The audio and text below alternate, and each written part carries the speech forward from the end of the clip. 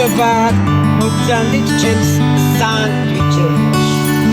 ჩემთვის 6 საათზე იწყება სამუშაოდღე და უშუალოდ აი აქ რასაც უყურებ ყველაფერს მე ვაკეთებ, არაფერს არ ვყიდულობ. ვყიდულობ მარტო პროდუქტებს და მე ვამზადებ. ბელგიელებს უყვართ უფრო ნეიტრალური გემოები. მაგრამ პატარა იმას მაინც ვუკეთებ ხოლმე რა რაღაცა ქართულ სუნელებს ფათაშორის ძალიან კარგად მუშაობს რა, იმიტომ რომ აი მეუბნებიან ხოლმე რა შენაირი გემო ვერსად ვერ ვიპოვე, ხა მე ხო არ ვერწვი რატო.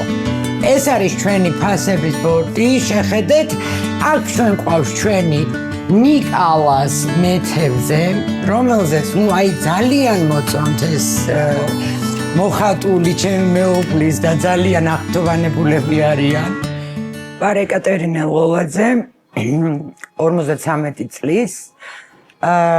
ბელგიაში ჩამოვედით მე და ჩემი მეუღლე 23 წლის წინ.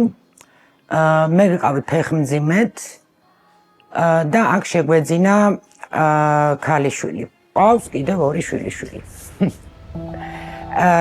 ბელგიაში ჩამოვედით, რა თქმა უნდა, საკმაოდ რთული გზა გავიარეთ. 6 წელი ვიყავით საბუთის მოლოდინში. იყო ინტერვიუები, იყო საკმაოდ რთული პროცესი იმის, რომ არ გვქონდა მუშაობის უფლება და შეგვესწავლა ენა, რომელიც არც ისეთი მარტივია. და რამენაირად უნდა ინტეგრაცია გაგვევლო ამ ქვეყანაში, რომელიც არც თუ ისე ახლოს დგას მენტალიტეტით ჩვენთან, იმიტომ რომ ჩვენ ცოტა გახსნილები ვართ, ასე ვთქვათ, უფრო სამხრეთელები, სხვანაირი მენტალობის ხალხი ვართ და ჩრდილოეთელები უფრო, ასე ვთქვათ, ცოტა უფრო სხვა მოზომილები არიან. ბოლო 10 წელია გადმოვედით მიდელკერკეში, წყალსაზღვაო ზოლია, სანაპირო ზოლია. ძალიან კმაყოფილები ვართ, არის ძალიან მშვიდი, წყნარი, სუფთა და ესეთი პატარა ქალაქი. საქართველოს ჩემი პროფესია იყო ქიმიკოსი. დღემდე არ ვიცი რა მინდოდა წვენებში, მაგრამ მაინც. რომ ჩამოვედი, რა თქმა უნდა, ამ პროფესიით იყო ძალიან რთული. ამიტომ გადავწყვიტე ამერჩია ჰორეკას მიმართულება, კერძოდ სამზარეულო, ასე ვთქვათ. თავიდან დავიწყე პრაქტიკა, მე გავიარე, შემდეგ უკვე გავიარე კურსები, რა თქმა უნდა, და შემდეგ პრაქტიკა და კურსები შევათავსე ერთმანეთს. ძალიან დამაინტერესა კლინიკის სამზარეულოს განხრამ და რომელიც შევისწავლე და მუშაობდი კიდევაც კლინიკაში 5 წლის მანძილზე. სულ მინდოდა ჩემი რაღაც პატარა საქმე დამეწყო, სადაც საშუალება მომეცემოდა, რომ განმეხორციელებინა რაღაცა ექსპერიმენტები, რის საშუალებაც არ მომეცემოდა, თუნდაც სხვასთან მუშაობის დროს. ერთი შეხედვით სენდვიჩერია არის ვითომ პატარა ბიზნესი და ძალიან მარტივად ეჩვენება ხალხს, მაგრამ ძალიან კარგად უნდა იცოდე ენა.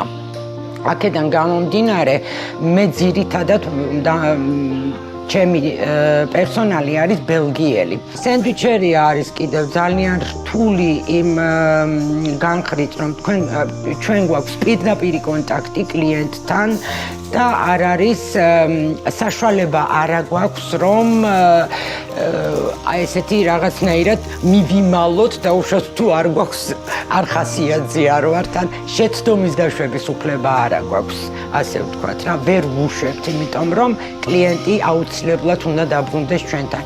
და ყველაზე მთავარი ის არის, რომ მე არ ვარ ორიენტირებული მარტო ტურისტებზე.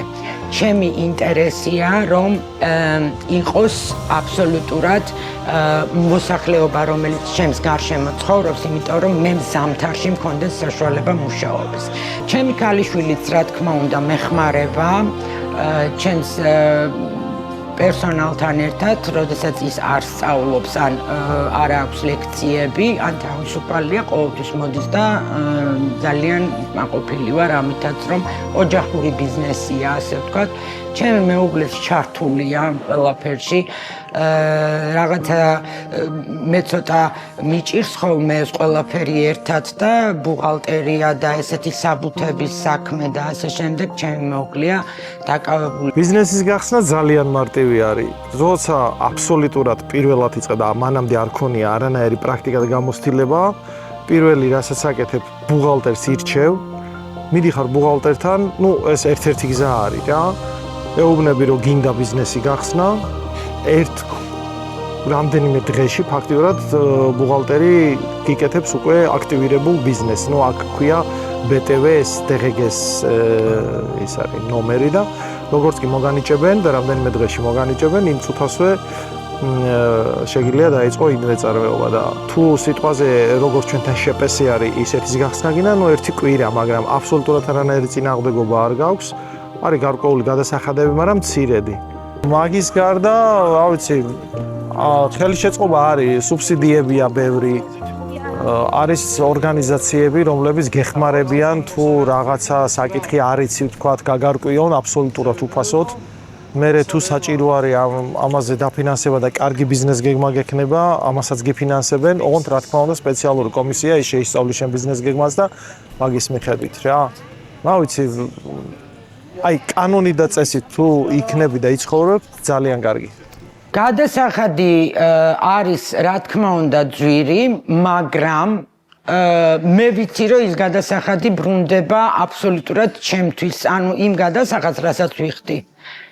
ის ხმარდება, მანქანის გადასახადს თუ ვიხდი, ან თუ ვიხდი ქალაქის გადასახადს, მე ვცხოვრობ არაჩვეულებრივ გაპრიალებულ ქალაქში, სადაც გამოვდივარ და არ მაწუხებს არანაირი ნაგავი, ასე ვთქვათ, ეს გადასახადი ბრუნდება ამაში. გადასახადი ბრუნდება იმაში, რომ ჩვენ დავდივართ ძალიან კარგ ავტობანებზე, რომლებზეც არ არის პრობლემა და გზები არის აბსოლუტურად მოწესრიგებული. მე თუ ვიხდი გადასახადს, მე ვიცი, რომ ეს მიდის ჩემ ჯანდაცვაში და ეს გადასახადი HR-ში არ არის. მე ვიცი რომ ეს გადასახადი მე რომ გავხდები საპენსიო ასაკის, მე მეხსნება ყველანაირი გადასახადი და ყველაფერს უზრუნველყოს სახელმწიფო, ეს არის ბრუნვაში. ვიხდი მიბრუნდება. ეს ყოველთვის ესეა. ბიზნესშიც ეგრეა. როდესაც არის დაბალი შემოსავალი, სახელმწიფო გიბრუნებს ფულს. როდესაც არის მაღალი შემოსავალი, იქ არის რაღაცა პუნქტები, როდესაც სახელმწიფო ამას შენს შემოსავალს აკლებს და არ გლიტავს, ასე ვთქვათ. ასე რომ ეს ყოველთვის გადასახადი არის იმიტომ, რომ შენ ფაქტიურად რო იხდი, შენ იმის მტკიცებულებაც გაქვს, რაში იხდი და რისგან იღებ. Timo, sieht Gugu. Hatjetok. Oh, so lang geleden. Amai, da passt die. ცხილი ხალხია, მაგრამ თუ მიგიღეს და რომ მიგვიღეს ჩვენ, ნახეთ უკვე რა შიგნიდან, რომ ნათესაობაც იციან, მეგობრობაც იციან, ერთმანეთის გატანაც იციან და რა ვიცი, ყველაფერი აბსოლუტურად ცხოვა არ არის. ჩემთან კაფეში რომ მოდიან, სანდვიჩერიაში რომ მოდიან, ხშირად უკითხავთ, რომ მანახეთ რა თქვენი მუსიკა, მანახეთ რა თქვენი მე გალობაც კი მომისმენინებია, მამაო ჩვენოსი როგორ გალობენ ქართულ ეკლესიაში ჩვენი მგალობლები და ყველას უთქვამს, რომ აი რაღაცნაირად ისე ვართ, რომ როგორი ენერგეტიკა მოდის. პირიქით ამათ აინტერესებთ, ამათ რომ უყვარდები, მერე იმდენად აინტერესებს, რომ შეიძლება ქართული სამზარეულო გეხვეწები რა ჩახოხბილი გამიკეთეო, გითხრან. არავისთან არ დამიმალავს ეს ყველაფერი, მე რას ვაკეთებდი, იმიტომ რომ რატო? ანუ შრომაა, ხო? და ზუსტად ის იდენტობა რომ დამეკარგა და ის კომპლექსები რომ გამჩენოდა, რომ ვაიმე, მე რატო? შენ უნდა იყო ძლიერი, შენ უნდა იყო ბელგიელი, შენ ხელს არაფერში არ გიშლის, აბსოლუტურად შენ წყვეტ ამას, შენ დაკარგო იდენტობა, თუ არ დაკარგო. ჩემი დიდი სურვილია, ძალიან დიდი სურვილია მართლაც, რომ ადრე თუ გვიან და რა მაინც იმედი მაქვს, რომ ეს მალე მოხდება, საქართველო გახდეს ამ ჩვენი ევროპული ოჯახის წევრი, იმიტომ რომ ჯერ პირველი მაინც იქ მივდივართ, რომ ჩემი შვილიშვილებისთვის ნამდვილად მინდა, რომ იგივე ბენეფიტი აიღონ, რაც აქვთ აქაურ ბავშვებს. პენსიაზე რო გადიან, აღნიშნავენ, რომ ცხოვრებას ეხლა ვიწყებთო. ეს ბენეფიტი რატო არ უნდა კონდეს თუნდაც ჩვენ ასაკოვან ადამიანს. სწავლა-განათლება პირველი რაც არის ევროპაში, ის რომ აქ უყვართ შრომა, სწავლა-განათლება. ქართული ხალხი ვართ ძალიან ამბიციური და ძალიან ნიჭიერი ხალხი, ხო? მაგრამ ჩვენ ცოტა არ გვიყვარს შრომა. შეეჩვევით შრომასაც ხალხო, მართლა შეეჩვევით, არ არის ცუდი, მაგრამ შრომას რო შეეჩვევით, ანაზღაურებაც გექნებათ, აი ეს არის მთავარი, თორემ ძალიან ბევრი ვიცი, რომელიც შრომობთ, მაგრამ ანაზღაურება არ არის სათანადო. თუნდაც გლეხის, რომელიც აქ არიან ფერმერები, ვისაც ძალიან დიდი შემოსავალი აქვს და ფაქტიურად აგრარული ქვეყანაა და ყველაფერს ჩვენსას, ანუ ბელგიური პროდუქციაა და ჩვენთან გლეხი, რომელიც არაჩვეულებრივი მიწა გვაქვს, ყველაფერი შემოტანილია და გლეხს უჭირს. და ის რომ კანონი შენ გიცავს, შენ მერე დიდი სიამოვნებით ექვემდებარები ამ ყველაფერს და ხდები კანონმორჩილი, იმიტომ რომ შენ ხარ დაცული ამ ყველაფრით. ჩვენ ვართ ისერი, რომელიც ამ ყველაფერს ძალიან კარგად ამ ყველაფერში ვინტეგრირდებით. ჩვენ გვაქვს ეგ პოტენციალი, რომ კულტურის მხრივაც იცით, რაღაცნაირად ახლოს ვართ რელიგიურადაც, იმიტომ რომ ესენი არ არიან ესეთი რადიკალები და არიან ძალიან ღიები, რომლებიც ყველა ამ რელიგიურ კონფესიებს ღებულობენ და ძალიან დიდ პატივს სცემენ და არავის არ ავიწროებენ. რატომაც არა, აბა სად უნდა ვიყოთ თუ არა ევროკავშირში.